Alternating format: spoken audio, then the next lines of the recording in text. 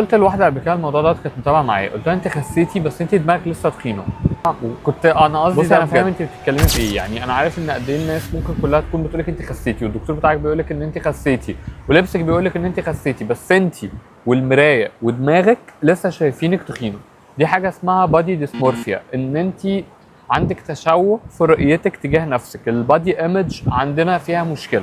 هقول لك 3 حاجات للاسف بتخليكي تدخلي في الموضوع دوت مع الوقت وانت جوه الدايت، وازاي تعالجيه، و3 حاجات تانية ازاي تعالجيه. بس خليني اقول الاول ان هو ده من الاخر، ده الانر فويس، ده الصوت الداخلي بتاعك اللي هو اصلا عميق جدا وصوته عالي جدا. اتكون من كل مره انت طلعت فيها على الميزان زمان وعيطتي، اتكون من كل مره ما كانش لبسك ظابط عليك، اتكون من كل كلمه ضايقتك قبل كده، اتكون من كل نظره كانت بتجرحك وما كانتش الطف حاجه. وهو دوت اللي كون الصوت الداخلي دوت، وهو ده اللي خلى ان دماغك لسه شايفاكي بده، لان دايما صوتنا الداخلي ده مزعج جدا اكتر من اي حاجه تانية. انا هقول لك 3 حاجات للاسف هي بتبوظ الموضوع دوت. اول حاجه ان انت تفقدي كتله عضليه، فجسمك وعقلك يشوفوا ان انت بقيتي اضعف، عضلاتك قلت قوي في الدايت فبقيتي اضعف.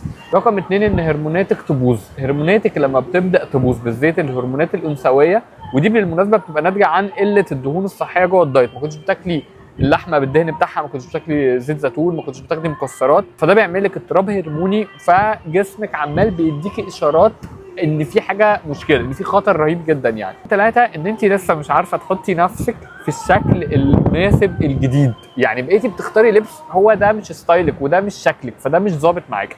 الحلول 3 بالمناسبه، انك تعكسي دوت. واحد، انك تلعبي تمارين مقاومه وتروحي جيم. الجيم بيديك ثقه كبيره جدا في نفسك وبيفرز لك هرمونات بتعزز ثقتك في نفسك، وهتبداي تشوفي نفسك اقوى افضل. دي رقم 1. رقم 2 اشتري لبس جديد بستايلات جديده مختلفه تناسب الحته دي. 3 ودي المهمه، ودي اللي بالمناسبه انا عامل فيها الفيديو ده عليها، خلي الصوت الحقيقي عالي.